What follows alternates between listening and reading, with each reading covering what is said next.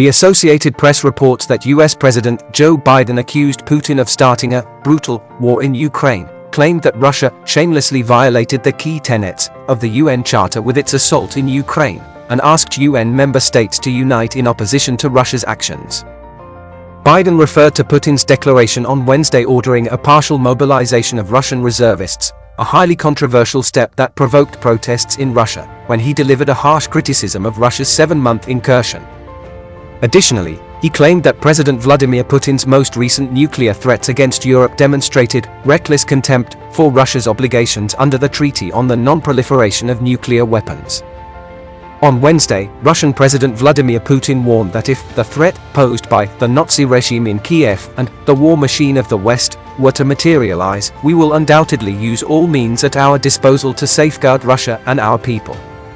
This is obviously a nuclear weapons reference. Numerous responses are sparked by Putin's nuclear threat in the West and beyond. Miles Gore revealed the news 3 days ago that Putin has a terminal illness and will pass away within a year. On Wednesday's Get a Live broadcast, Miles responded to Putin's most recent nuclear threat by stating that the military mobilization order shows that Putin has run out of tricks. At first, Putin wanted Ukraine to approach him and offer a peace agreement, but they didn't.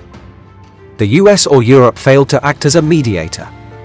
Russia's only option, according to Europe and the US, is to completely abandon the war and submit. Putin issued a warning to escalate the conflict rather than accept defeat.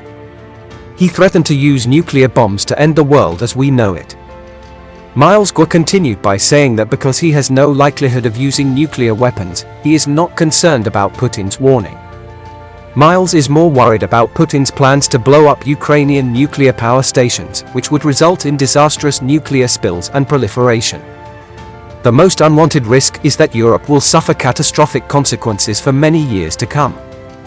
Miles Gore also expressed the prospect of Russian citizens intervening to stop Putin's most recent lunacy. In the meantime, several arsenals in northeast China are busy preparing for Russia's war in Ukraine, while the Chinese Communist Party has surreptitiously shipped weaponry to Russia under the guise of military drills. In actuality, the Chinese Communist Party has enlisted in the conflict. In his recent visit to Russia, Li Zhonshu, China's third most influential member of the CCP leadership group, declared that China would respond to Russia's request as the war developed. As it happens, the West is in the process of imposing sanctions on the overseas money and properties owned by Chinese Communist Party officials and their families, and the decoupling from Communist China in the domains of economics and science is gathering steam. The Chinese Communist Party is likewise being ready for the consequences of the decoupling that are unavoidable.